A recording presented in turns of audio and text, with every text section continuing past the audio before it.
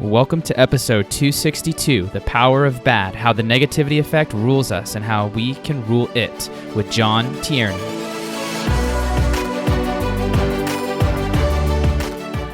Welcome to the Be That 1% podcast. I'm your host, James Silvis, mindset specialist and performance coach. And here on the show, I'm going to challenge you to think deeper, commit to greatness, and develop a stronger mindset.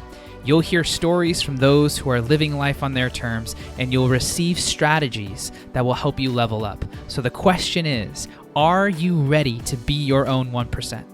Let's get started.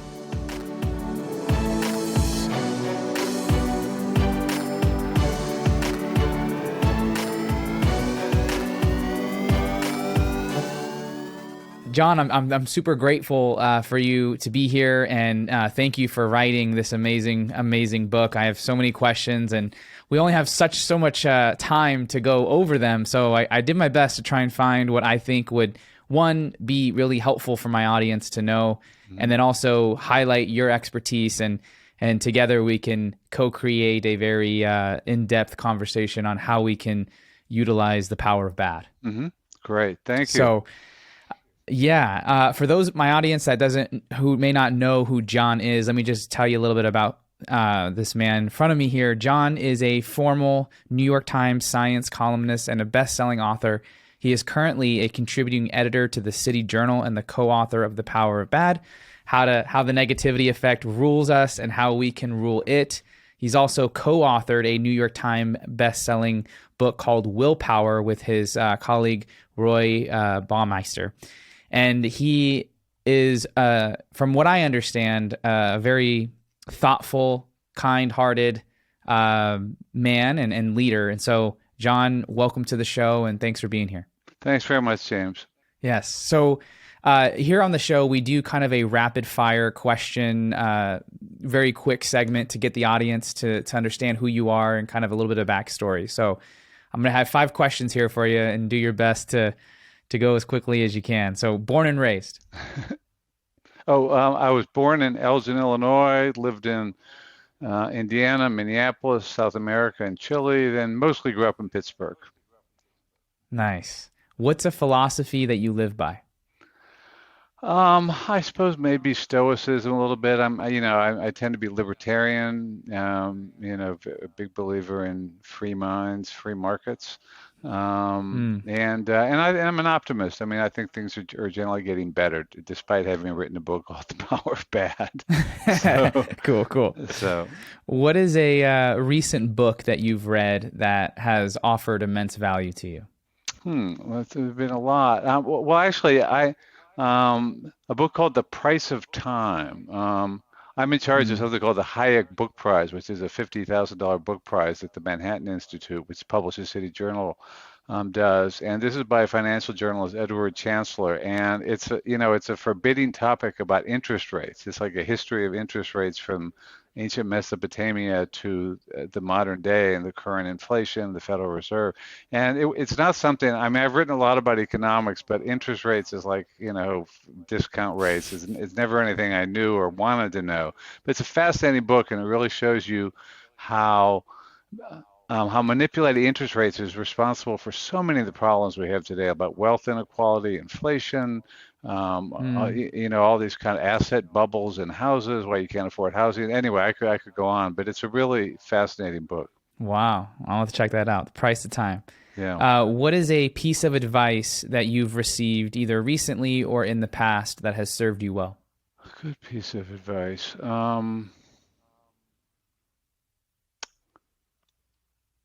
I guess it would be, I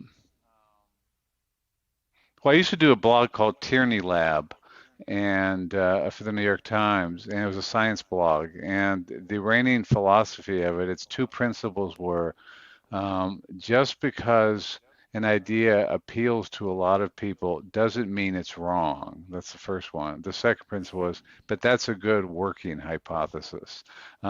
Basically, a lot of my career has been about debunking things, and I guess that I saw a recent version of that. I've been writing a lot about COVID and what I think has been the overreaction to COVID and a lot of disastrous policies. and I wrote, some about Sweden's response, and their head of public health and his kind of mentor. Sweden was about to close down all its schools because everybody in Europe was doing that, and his mentor sent him a piece of advice in Latin. He translated it, but it's from a famous, I think, 16th Mm, century Swedish statesman who wrote a letter to his son. His son was about to go negotiate with all these foreign leaders, and he was very intimidated because he was relatively inexperienced, and he's dealing with all these seasoned rulers and diplomats. And the father said, "Do you not know, my son, with how little wisdom the world is governed?" And I guess that's something that I've thought the conventional wisdom is so often wrong, and to be skeptical of mm, that, and that has really guided me. mm. I love that. Thank you for that. Yes, Last question. What does the world need more of right now? It needs more optimism. We are the luckiest people in history. Things have never really been better for the average human. We have so many things, and yet we are constantly thinking, the richer we get, the more we think the world is getting worse, and it's just wrong. The world's getting better. Mm, amazing. I love that. All right, let's jump into some topics here. So I guess my first question to start everything off is why did you decide to write this book? What was calling to you to put your maybe ideas and maybe you with along with Roy like to put your ideas on this and make this a thing? Well, Roy and I, Roy Baumeister is a really prominent, incredibly brilliant psychologist. He's written books on all kinds of big ideas in psychology, and I had met him in the course of my work and admired his work. And first we did, he did the big research on self-control that showed that it's like a muscle that we can strengthen it, but we also deplete it as we use it. And we wrote that book called Willpower. And then Roy also had done this paper. Called Bad is Stronger Than Good, and I can explain that in a minute. But so I knew about that, and then in my own career, I mean, I had just kept noticing, and this was from my first job or one of my first jobs. I was an intern at the Philadelphia Bulletin, and I was sent out to cover this weather. It was a hot weekend, and they wanted me to do the weather story about what people are doing. And I basically, I started calling police stations along the Jersey Shore where people from Philadelphia go, and I started asking them, is this the worst traffic you've ever seen? And most of the cops would say, it's always like this on summer weekends. But one guy said to me, yeah, I guess it's the worst traffic I've seen. So I wrote this article irresponsibly saying, what police call the worst traffic in history. And I later felt kind of guilty about that. But I started wondering, why do journalists do this? And I kept noticing it over and over again that we just hype crises. Why do we keep telling people that about crises? And why do people want to read this? That's the other thing. So, and then Roy wrote this paper called The Power of Bad. I mean, the bad is stronger than good, and it really explained it. I had seen how this principle dominated my profession, and Roy had the explanation for why this happens in our mind. So and I can explain more about that, of course, but that was really the Yeah, impetus for doing this book together. that's amazing. So yeah, this book is basically about the negativity effect, the negativity bias. For those that don't know what a bias is, can you just quickly give us a common definition that's easy to understand Sure, it's something before we that like skews our unpack it? thinking. I mean, the power of bad is what scientists call the negativity effect or the negativity bias, and it's the universal tendency of bad events and emotions to affect us more strongly than good events. When you hear Hmm. a mix of compliments and criticism, you go to a party, most people are nice to you, but you go home thinking about the one nasty thing somebody said to you. And why is that? We obsess over criticism instead of the praise. And what was groundbreaking about Roy's paper was that people had noticed aspects of this. Economists had noticed. Danny Kahneman, who won the Nobel Prize, had found that people cared a lot more about avoiding losses than gains. That if you wanted to ask them to take a risk, they would want to 50-50 wasn't enough. They had to have like twice the gains because they were so afraid of losing money. So he had noticed that. And psychologists had noticed that, who studied first impressions, that a good first impression helps you, but it can be over, if you do something bad, then it changes. But a bad first impression matters so much more. It's very hard to get over a bad first impression. So they had noticed these things, and Roy was curious about it. And so he said, well, let's find out about this. When is good stronger? When is bad stronger? And let's look. And he looked through all the psychological literature, through economics, sociology, anthropology, lots of different kinds of literature. He's a very sort of wide-ranging thinker. And to his surprise, he wanted to start off by saying, well, let's find some examples where good is stronger, where good things are stronger than bad things. And he couldn't. He and his colleagues, and they just realized they had discovered this major psychological effect that nobody had noticed because it crossed into so many different domains. And that's why they wrote this paper called Bad is Stronger Than Good. And it just Yeah. showed that in all these elements that it skews our thinking and our behavior all day long. We focus so much on the negative. It's the easiest way to get our attention. It skews our view of the world, skews politics, skews media, skews so many things we do. One of the interesting things that you said in the book was that I forget what experiment it was, but they were trying to find the opposite of, well, two things. One is that there's more words for bad things or Yeah, bad emotions than there yeah, are good emotions, which I thought was really interesting. yeah. And then they tried to find opposites of like really extreme, let's call them like very emotional words like trauma. What's the opposite of trauma? Or what's the opposite of murderer? Yeah. And there really wasn't one. And so like it's baked into our existence that bad is like this, it weighs the most. And I was like, wow, I never really thought about it like that. Language and Well, it is how strange. readily available bad things are. Trauma is a great example because, that one bad event can just haunt you for decades. No, but there isn't any good event that can do that. You don't spend your adult life thinking about that great day at the zoo, it doesn't have the same impact on it. And, there's a good reason for it because, this Yeah. helped our ancestors survive. It's more important, life has to win every day. Death only has to win once. So it's really important to pay attention to. It's more important to be wary of a poisonous berry and to remember that than it is to remember something that tasted really good. The one will Hmm. cost you your life, the other doesn't.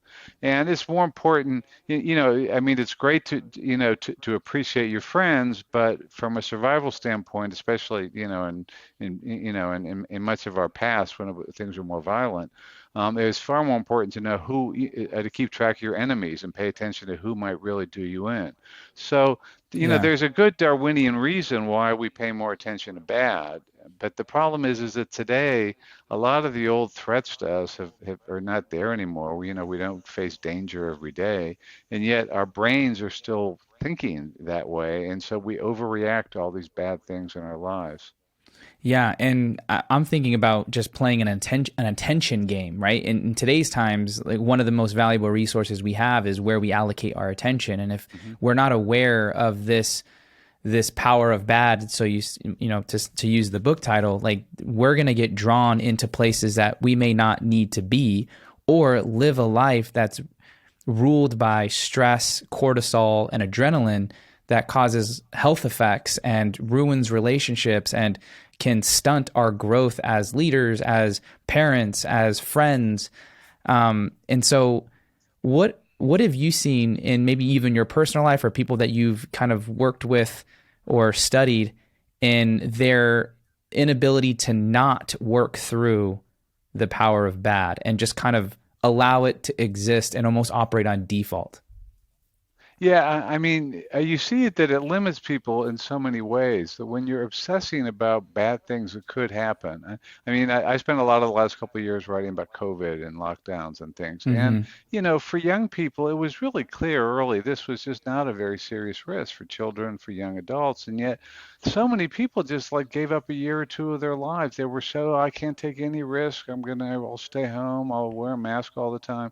I mean, it was certainly a risk for older people who had other conditions, but that was a classic case where you had politicians, public health officials, and the media knew that was a way to get your attention. Just tell you there's a deadly menace there, and you got to be afraid, be very afraid.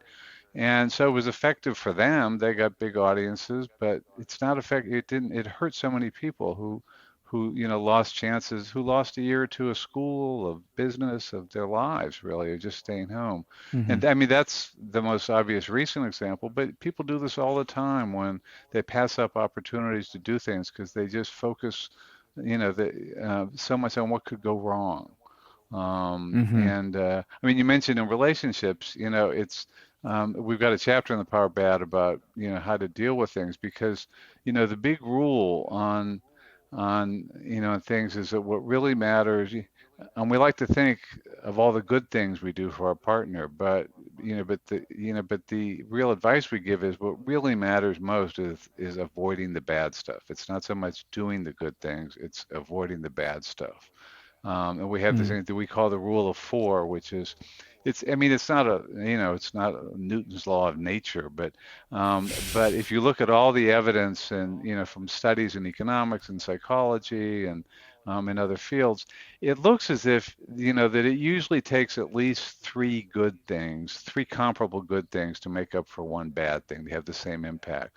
So, so we just advise if you want to do better, if you want to do more than break even, try to get at least four good things for every bad thing. So if you're late one time, for dinner, then don't expect to make up for it by being on time the next time. You got to do more.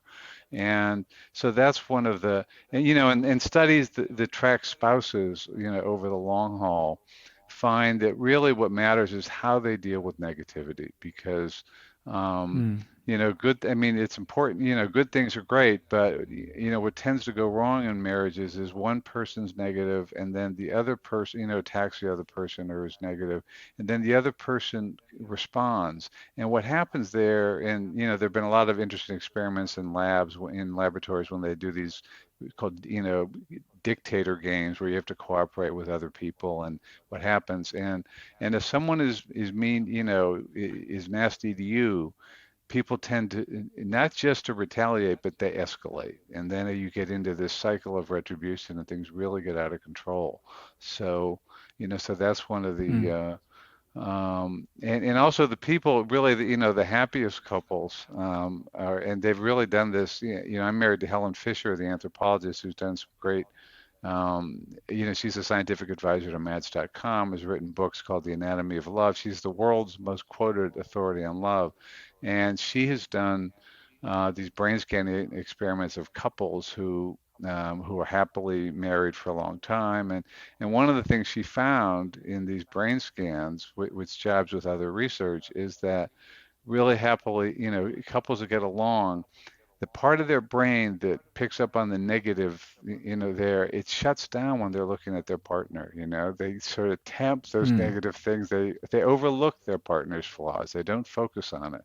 And being able to do that is really important. I mean, some of the other advice that we have for couples is don't overpromise. People think, I want to do something for my partner, so I'll promise to do this and that. And and so we think, but what we don't realize is that not meeting a promise is really bad, and sometimes you think you'll get Hmm. credit for going. There are interesting experiments for like going the extra mile. We expect to get credit for it, but you don't really get that much. There were, the interesting studies someone did about, she noticed when a researcher noticed that when packages from Amazon arrived early, she didn't really give them credit for that, but she was really upset if they came late. And so one of the things Mm. is, don't expect credit for the extra thing, but just don't overpromise because when you don't come through with something, it really disappoints them. Um, and this thing, as I said, in the brain scanning experiments, give your partner the benefit of the doubt, the suspend Hmm. judgment. And, Helen, my wife, what she calls positive illusions. You have to have, overlook your partner's flaws. If you can try to do that and train yourself and focus on the good, Yeah. that's, Well, well, I think in order to do that, one has to work on themselves and learn how to sift through their own failures and, shortcomings and traumas and also reflect on their successes and their strengths and have a well balanced picture of who they are, not just a hyper focus on what went wrong or worse, to attach yourself off of the latest thing that you've done that may or may have not been successful. There yeah. are some clients that I work with Hmm. that are on a project and it doesn't go the way that they want, and they forget all of the other successful projects that they're on, but because this one is the most recent, Hmm. their identity fluctuates, and then they get in their heads, and then they're like self-doubt, and then they get in this funk, and now they can't produce or be productive as much as they used to be. Hmm. And so, that what that makes me think of is what you mentioned in the book around CBT, cognitive behavioral therapy, Yeah. and that kind of being the gold standard for psychological treatment, and it being even more effective than Prozac or Lexapro, which is a huge statement. Right. And really what CBT is, like what you said in the book, is a set of strategies for overcoming that negativity bias, where you put the frame of focus on the present moment, not so much the past. And because we're in the moment, new choices can be made, or new insights can be had, or you're not bringing in the baggage of something that you can't change. Hmm. And helping the client or the patient realize that they're more than just their failures and their shortcomings. And I thought that was amazing. Hmm. And hopefully when someone hears that, it entices them or inspires them to seek that out, to talk about those things more, or to recognize the power of bad and then start shifting into more of, let's say, the good. Right. And I mean, when you're confronting the problem and one of your clients is confronting that, you're focused on just the problem right now. I can't work this, and people despair. I remember a friend of mine who's another writer said that she's a journalist, freelance, and when she was working on an article, she would just think, ugh, I don't know what to do next. This article isn't working. I can't write anymore. And one thing she would do, she said, she would like just, get stuck, and then she would like look at her old articles and start reading them and think, well, I guess at one time I could write. And then she's still at this, I can't do it anymore, but at least I could. But that is something that if you can try to look at the big picture, and think, well, I have done all these things, and I can do it going forward, but I'll get through this. I've gotten through it before. So. Hmm. But instead of just focusing on that one negative thing in front of you right now that you can't figure out what to do on this one aspect of the current project, that's really a way to despair. And as you say, CBT, that therapy helps you try and overcome Yeah. that destructive thinking. Yeah, and I wonder if your friend read 4 of her previous articles to that one article. That would be interesting to find out. That would be the way to do it. So probably she did because Yeah, she didn't want to sit down and write, so she wanted to procrastinate as much as true. possible. Let's read lots of articles.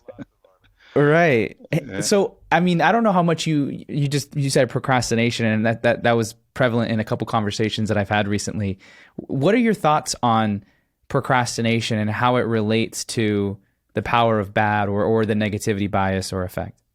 Well, it's fear. We actually did a lot about in our first book with Roy on Willpower. We talked a lot about procrastination. In fact, I Mm. sort of introduced a half joking thing called the power of positive procrastination. That if you can um, if there's something you really don't want to do, it's a way that you'll get all kinds of other stuff done. At least if you're Mm. doing something else, you find one worse thing that you don't want to do. But it's not, I mean, it really saps your energy because it's always, there's something hanging over you that you should do. And that really interferes with getting anything done or unfinished tasks. That's something we talk about in the book Hmm. Willpower. Um, and one of my favorite things for dealing with it, a rule was Raymond. It was Raymond Chandler, the author of The Big Sleep and novelists have been turned into movies, and he had like 2 rules for writing. He said he would go into a room, close the door, and for 4 hours in the morning, and he said he only had 2 rules. One were you don't have to write, and the rule number 2 was you can't do anything else. And he said, if you just sit there, you'll get bored enough that you'll start writing. And that's what I try to do. I mean, I use a little timer on my desk, and I don't do 4 hours. I do like a 90-minute thing, and I start that. And, I don't have to write, but I can't do anything. I can't surf the web. I can't do anything else. So, and I think, but I've had problems with procrastination. It's an easy thing to, because when you're not sure what to do with something, it's hard to go forward, and it takes, then it takes that willpower because you're making decisions, and that's another theme of Yeah. willpower, that making decisions, diminishes your self-control. It's called ego depletion, and it really, in just having to make decisions, it's a lot of mental energy, and so we try to avoid doing that by finding something else. We don't have to make a decision. So.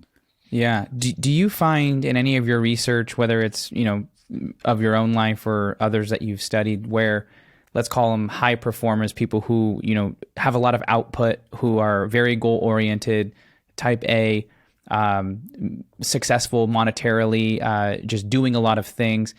Do you find anywhere that they leverage the power of bad in the form of maybe fear or in the form of creating hypothetical bad situations and in an attempt to motivate them to do the thing that they don't want to do to avoid the potential thing that hasn't happened yet?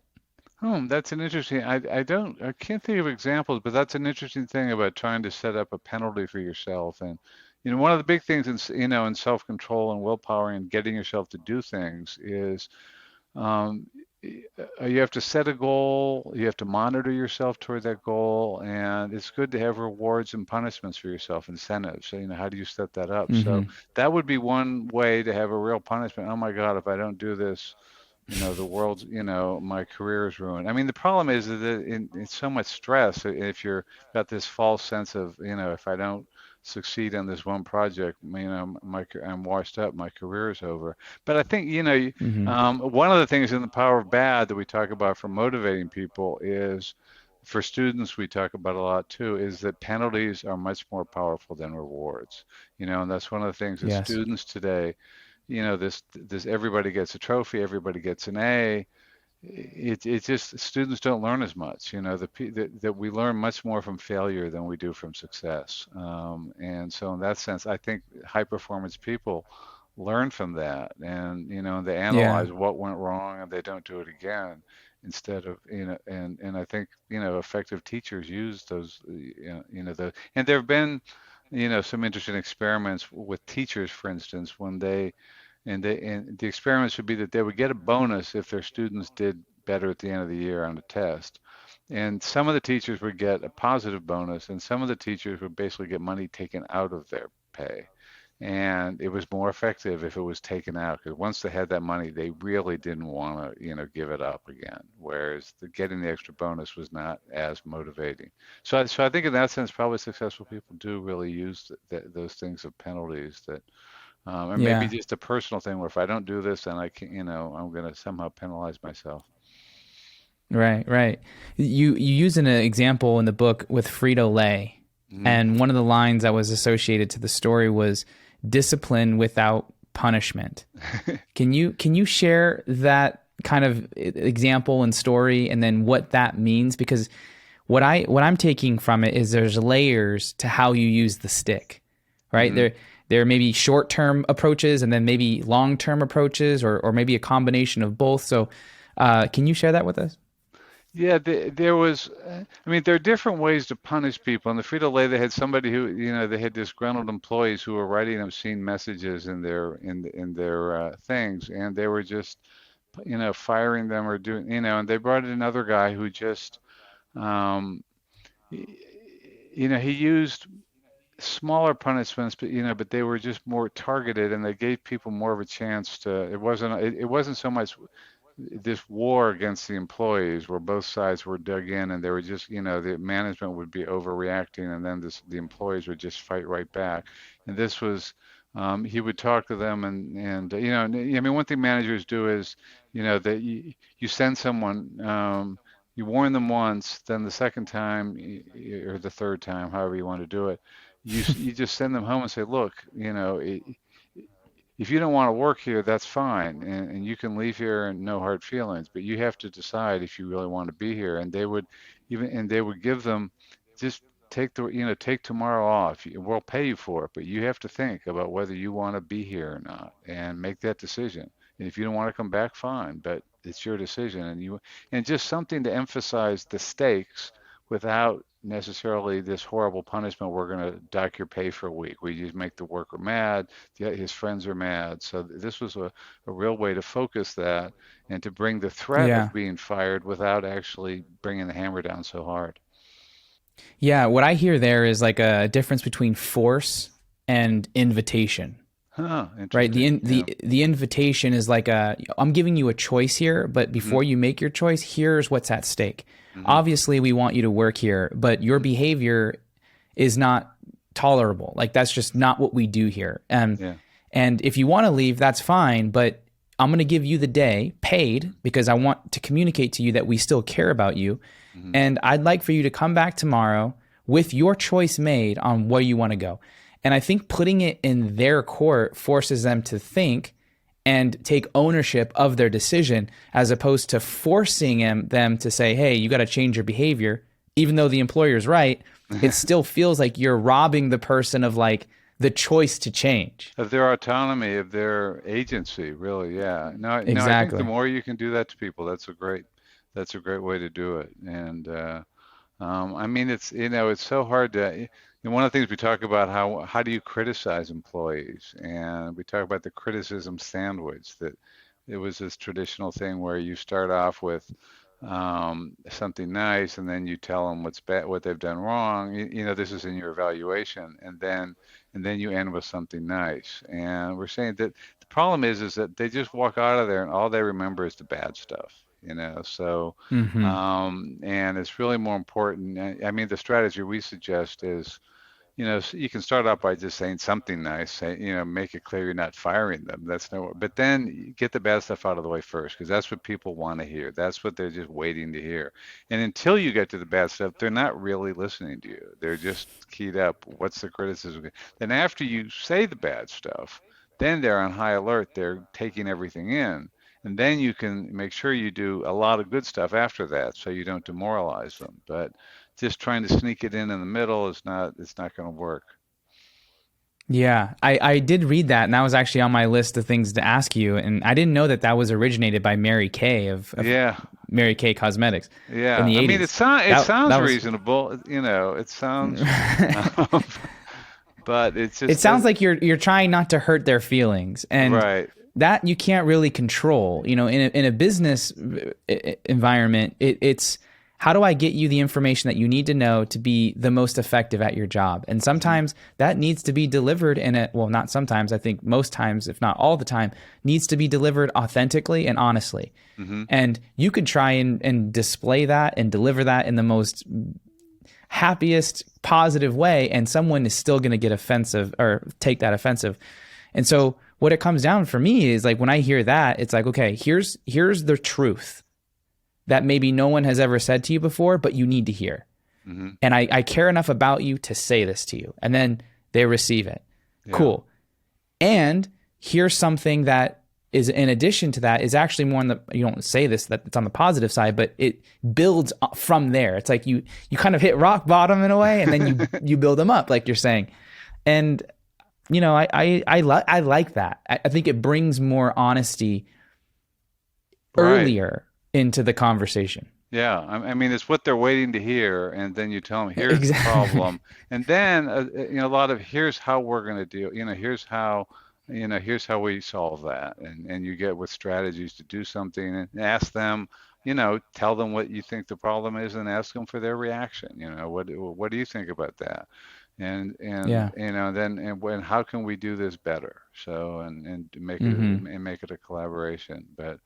It's a hard thing to do. And as you said earlier, people bring so many of their own, um, neuroses and anxieties and their past to it, and you're dealing with that.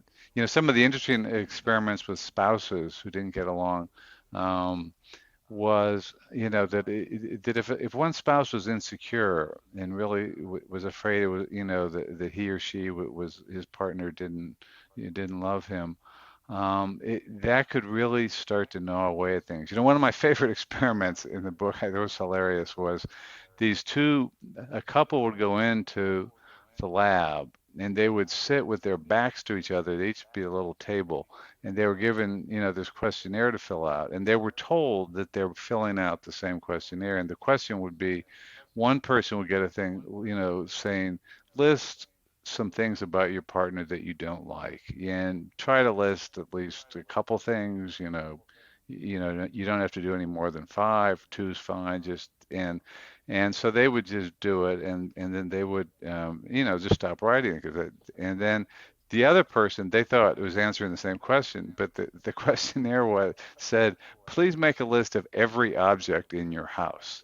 So they finished writing, well, here's a couple things I don't like about my Oh my partner. And then gosh. they're listening as their partner is just writing and writing and writing and thinking, what? And and so, and they found that these people then immediately get defensive, and they'd start, and especially the ones who really were insecure to begin with, they would then just start withdrawing from the relationship, and they'd see it in the Yeah. experiment, and they would just, and those are the kind of people they'd start, you can't fire me, I quit. They'd start withdrawing. And so if you have that insecurity to begin with, you then react to any slight, whether it's imaginary or not, and you start pulling back, and then that really just poisons things.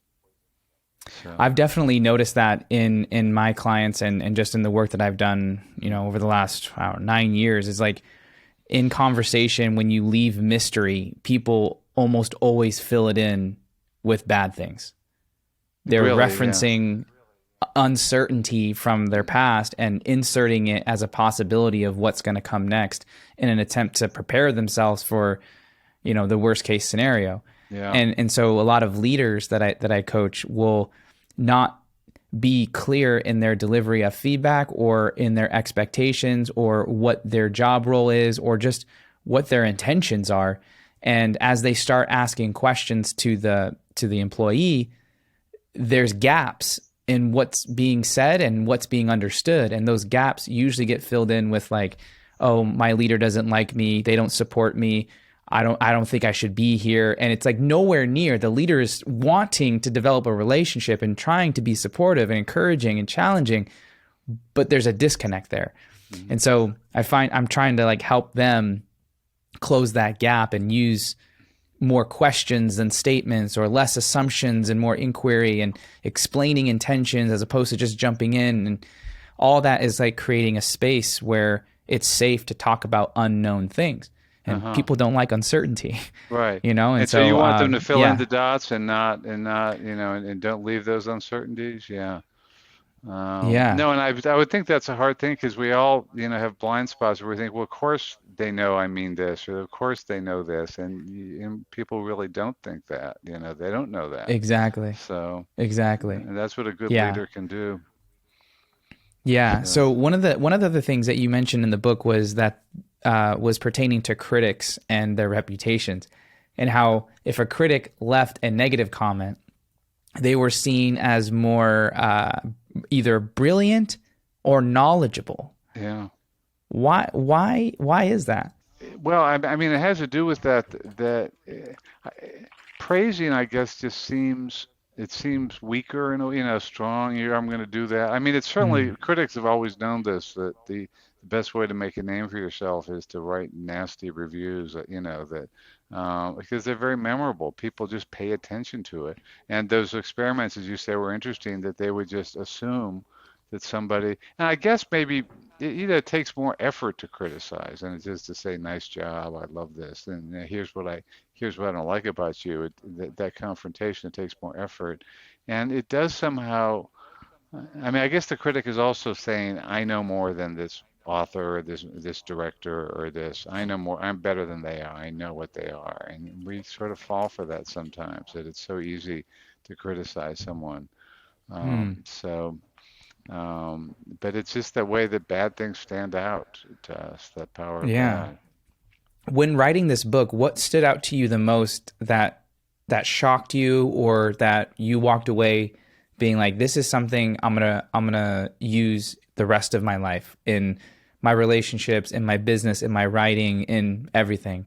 Was there something that like really stood out to you? Let's see. I mean, one. I mean, one little thing that I try to avoid is that I certainly try to use a lot is called the fundamental attribution error. And what this is that when we do something wrong, like if you run a red light or you're late for something, you think of it as, well, I was under stress, or there was a reason, there was a crisis. It's not that I'm bad at, that I'm a bad person or that I did it. It's there were circumstances beyond my control.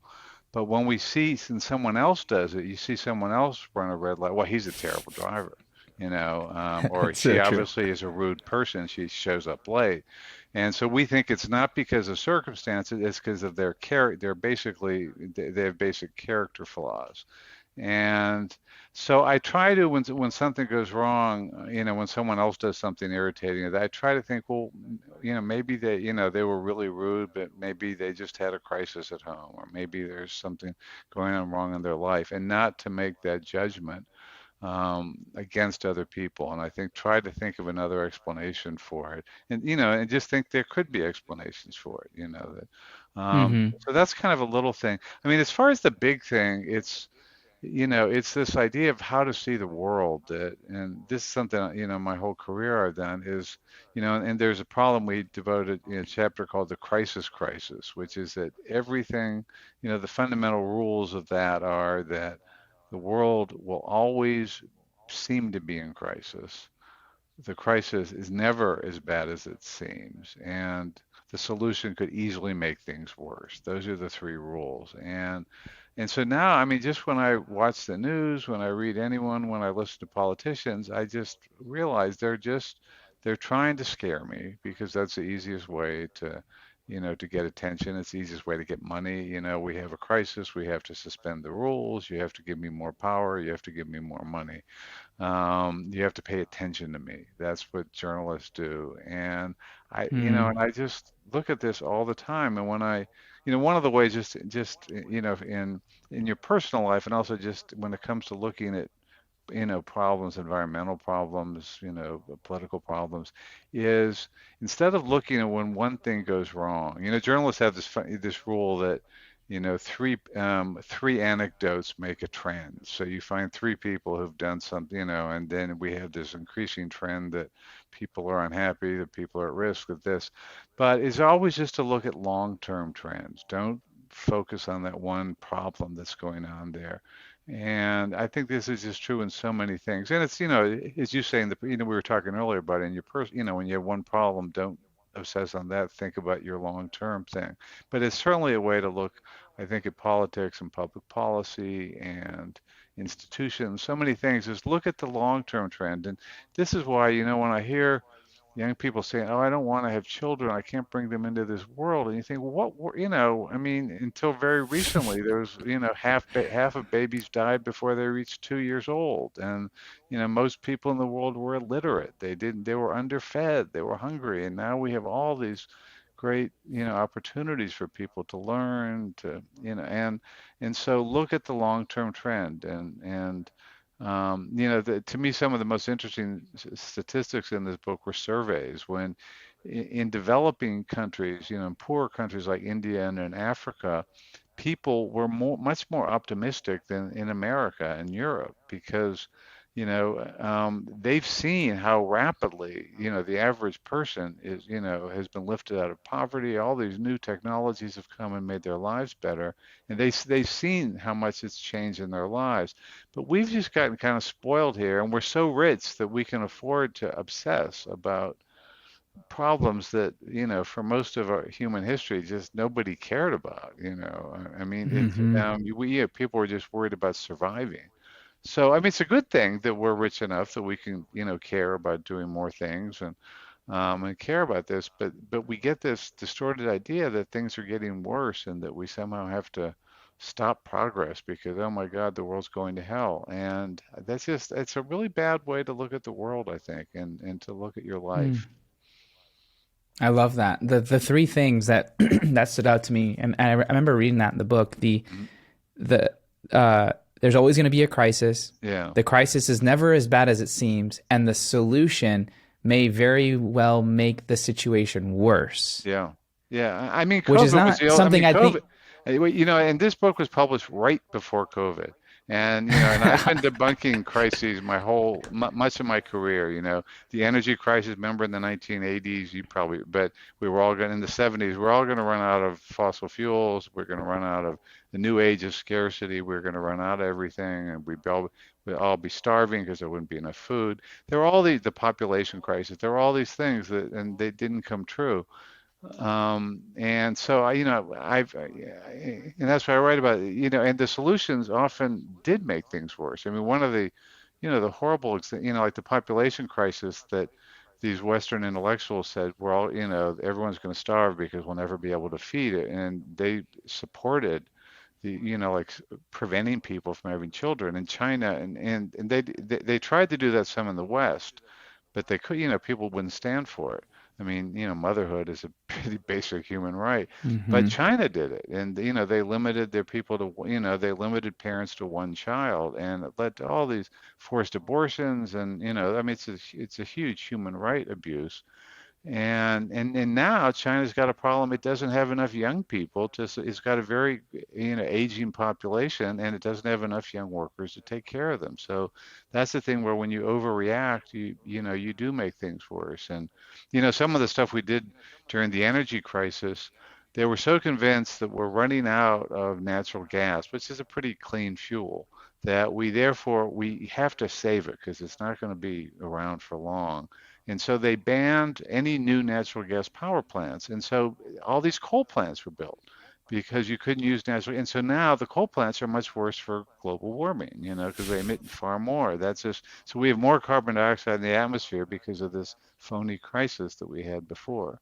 And then, as I say, I've been debunking this stuff for a long time, but I was still stunned, at what happened in COVID. It was a genuine problem, certainly for older people, but to just wreck the economy, to deprive kids of 2 years of school, the solution was so much worse than the problem. I mean, there really isn't, I've written a lot about this and I won't go on too much of a tangent, but there really is no evidence that the lockdowns saved any lives. I mean, Sweden did better than the rest of Europe. Florida did as well or better than the rest of the US. But there is a lot of evidence that a lot of, especially young people, died from other causes, drug overdoses, suicide, car accidents, because of the effects of the lockdown and all the psychological toll that took. So that's really a case where the solution made things worse. So I'm thinking about what you're saying, and the common denominator there is we're rushing too quickly to say that what we're gonna do is the solution. Yeah. What is the solution if what is being presented is seen as a big problem? And what if it's a new problem? And I don't know if there are new problems. Maybe it's just a Yeah. reoccurring problem that comes every other generation. But like, what's the and maybe it's a hard question to answer. What's the time frame of like looking at the trends, finding the data before having to act? Or do we act? And I imagine people that govern these types of things, like government or politicians, like they're feeling the pressure from their constituents or the people who vote for them or what they represent, that they're wanting to get something moving to make it seem like they're doing something, which could or is most likely not helping. What? How do we? Any thoughts there? Any suggestions? Any Yeah, no, I things mean, to it's a think about? really tough problem, and what you're talking about is, the classic illogical thing, something must be done. This is something, therefore it must be done, Right, right. and I mean, it's the basic problem of politics, and that politicians, I mean, it selects for people, and it's a job requirement, really, that you can only care about the next election. That's your whole job depends on getting reelected. And that depends on getting attention while you're on the campaign trail and while you're in office, and also in rewarding the right people who can help you get reelected. So they are, I mean, some of them are well intentioned, but basically, if you take the really long view, you'll be out of a job. Somebody else will come along who's Yeah. thinking about how to win the next election. So it's inherently a short-term proposition, and their main thing, I mean, like the main thing for politicians is, how do I win this news cycle? How do I get in front of a camera? How do I tweet something? How do I, come out ahead and get publicity today? And that's their job. And journalists are the same way. How do I get someone to pay attention to my stuff today? Not whether it's actually holds up, makes any sense a year from now. So those are just two inherently short-range professions, and I guess my solution is to give them as little attention and power as possible. I think, obviously you have to have a government, you have to have politicians, but I think in COVID, what they did in Sweden and Florida was they tried to tell people the facts as best they could. Here are the risks, here's who's at risk, and then let people make their own decisions. People, if you're at risk, then stay home, do this, but trusting people to make decisions instead of trying to make a rule that will make the problem go away for everyone, is a solution. And again, we're just back to, when something bad happens, is to look at it and say, is this really a crisis or not? I mean, are things really getting worse, or is just, bad things happen? Is this one bad thing? Is this happening more often than it used to, or not? And if it's Yeah. not, if the trend line is good, then don't do anything. Right. And so often And I that's guess, what. Go ahead. yeah, and I guess that, like, no matter what happens, I think someone's always going to see it as a catastrophe or something bad.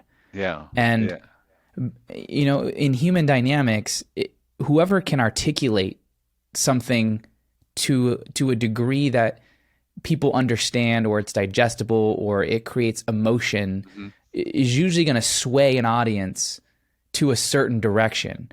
And if whoever is very articulate, but using that articulation to catastrophize a situation that's not really bad objectively, but the person believes it's bad, then they're going to push the narrative to a large amount of people that then get them to join that ideology, because most people don't think as deeply as they could. And because someone comes along and says it in a way that is appealing and it resonates, there's an affinity there. That's hard. It's like, no matter what's happening, there's always, like, to your earlier point, no matter what's happening, there's always going to be a catastrophe. But your point is like, well, how is it as bad as it is? And some people will say no, and some people will say yes. Right. And then so there's always going to be that conflict. Right. No, and the problem is the incentives are also wrong, because, if you say something's a crisis and this is a horrible problem and then there's a big incentive, you get attention and you also get money. You say, I know how to solve this problem, and you get power and money.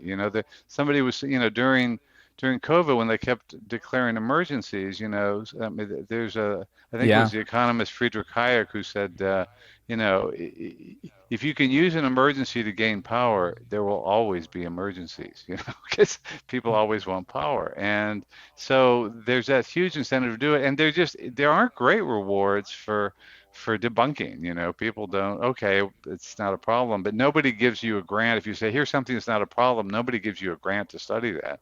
Nobody funds you to start a program to do, so the incentives are all wrong. And I mean, one example in the book we have is the whole history of religion.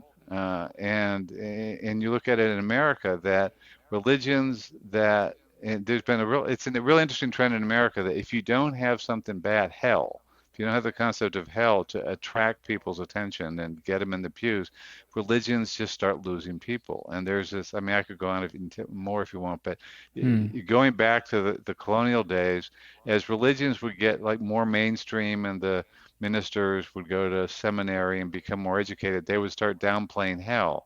And then what would happen is a new religion would come along, the Baptists, or the Methodists came along, and then the Baptists and the Catholics, and now the evangelicals. And a new religion comes around that is warning them, you're going to hell, and that's the religion that grows. And the other one loses. People, they don't go to church if if there isn't a fear of hell. So that's the great religious example of it.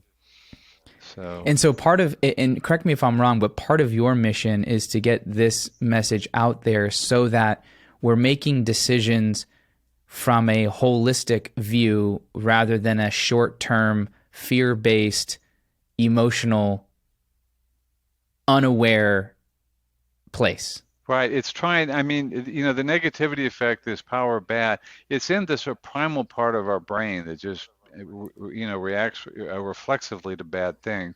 And Right. it's really hard, it's very hard to deal with that. And the only, I mean, the way to try to do it is to get your rational brain involved, to try to look at trends, look at facts instead of just the emotion of something. And Hmm. somehow got to try to override that. And think about this, the long term, think about what the facts are, what the real risks are here, and then behave, and to be very skeptical of people who are just trying to scare you. I mean, so much, you know, the, um, I mean, the internet is great, I think. I mean, people talk about, oh, it's so awful on social media, but some of the interesting research is that social media is not as negative as conventional mass media. And now that people think, oh, there's all this sniping and cancel culture, and obviously there are problems, but mainstream media is really built, and more, not because now that it's around the clock and it's your counting instant clicks, it's really panic porn. The easiest way to get those clicks is to scare people.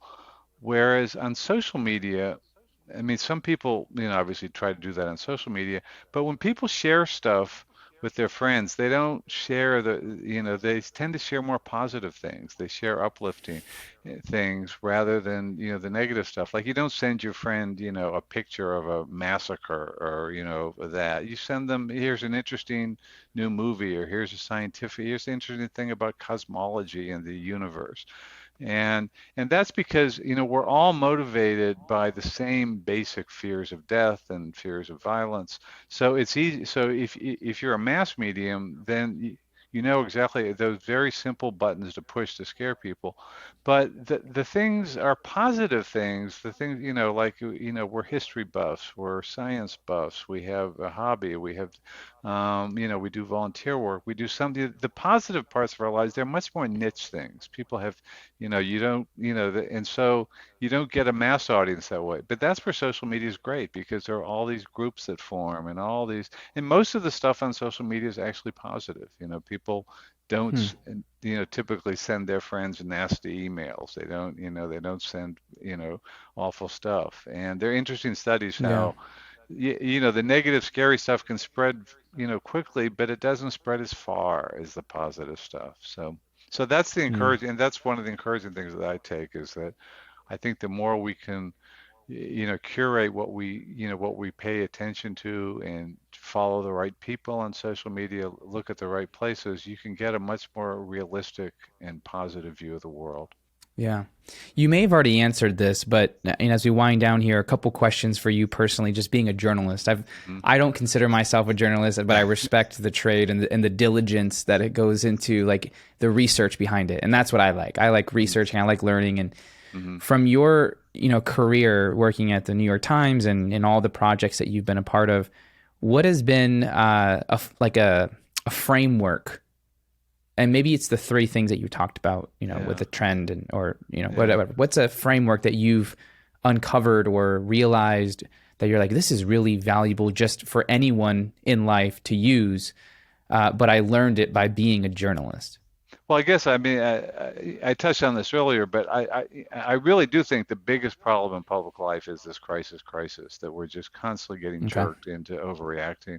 And I saw that through journalism. And I've gotten really cynical about my own profession. I think it's gotten worse. I mean, the great thing about it now, I think, on social media is that there are so many outlets. And if you know who to follow, you can really get, for instance, during COVID, I thought, the mainstream media it was nothing but scaring people and giving bad advice. But there were lots of really smart people on the web, scientists, others, who were really analyzing the data, looking at the research, and you could find it. And that's something Yeah. that didn't used to exist. It was hard to find that.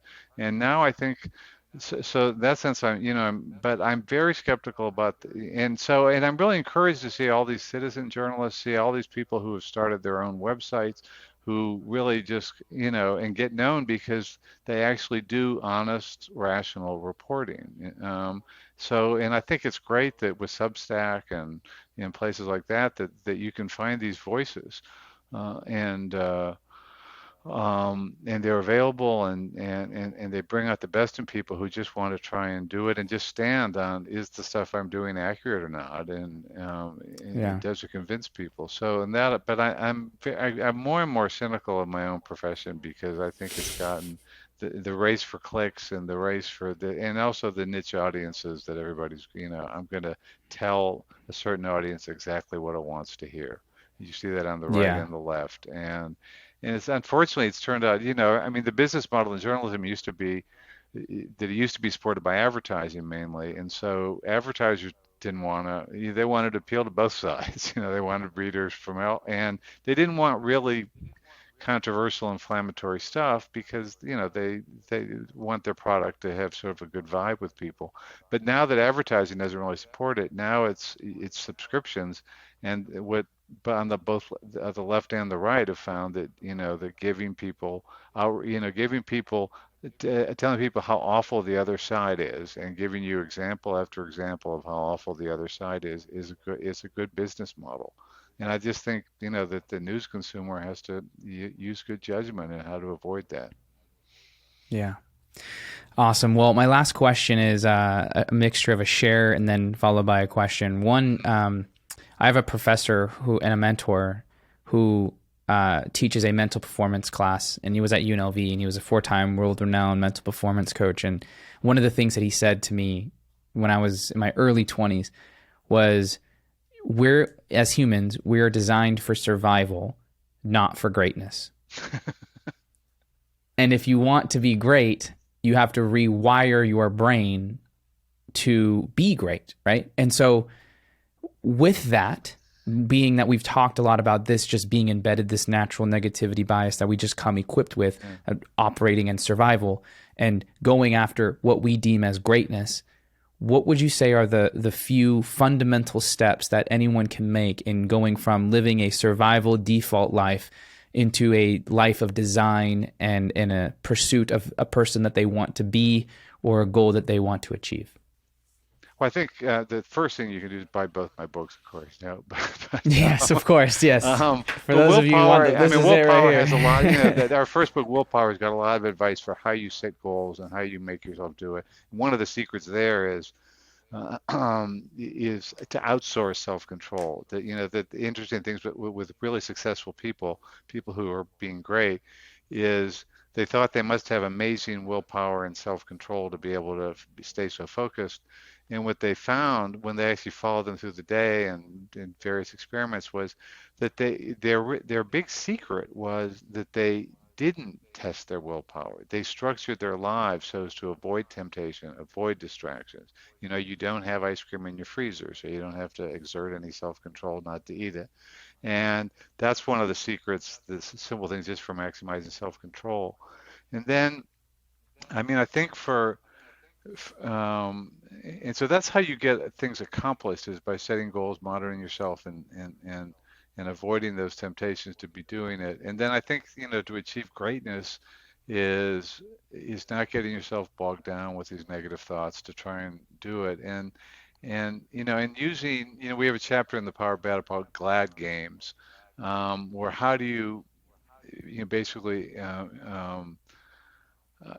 stressing the positive, not the negative. And when bad things happen, instead of despairing at it, you override your gut reaction and you look for a lesson in it. How can I, what did that teach me? That's, I mean, and you hear Hmm. so many really successful people saying the best thing that ever happened to me was I got fired or I failed at that, and I think being able to do that, um, and then also, capitalizing on good stuff. I mean, that's a way to be happy, one of Mark, Twain's aphorism there's one of his characters says, to get the full value of a joy, you must have somebody to divide it with. He said, grief can be shared, but and you want to share grief. But, I mean, grief we can tolerate alone, he said, but you've got to share the joy. And I think, and reliving them, with the interesting stuff in the book about, they used to think that people who look back fondly and this, with nostalgia at the past, that they had a psychological problem, that they were depressed. That's why they were living in the past. And there's all this research that just reliving good things in the past. It just boosts your optimism, boosts your sense of connection, and it makes you more optimistic for the future. And so I think that and what we've been talking about, just trying to see the big picture and don't get bogged down, look at long-term trends and believe that you can do things and be optimistic. Because, I mean, the secret that you won't find in most media and you won't hear it from preachers and that is that things are mostly getting better and, you can be Hmm. part of that and you can enjoy it. Yeah. John, thank you so much for being here. Those listening, go get this book. It was so nice. I bought two, so I got an Audible, and then I got it, and Oh, because I thank wanted you. to underline in the actual tangible. So thank you, and then Willpower. So, where is the best place for people to find you if they have questions, if they want to get in contact with you? Is that through email? Where's that? I guess at City Journal, they can write to me there. I write there, and I've got a website, johntierneynyc.com too. That I should be updating more often. I need a little more willpower there, but You got to create so a bad scenario for yourself to motivate. right. I'll try and do that. So, Yeah. so, but Cool. but, Well, but thank it's you been for your really time, fun John. talking to you. Thanks very much, and I'm impressed with with the questions and the work you do with your clients. So thank you very much. Thank you. I appreciate that.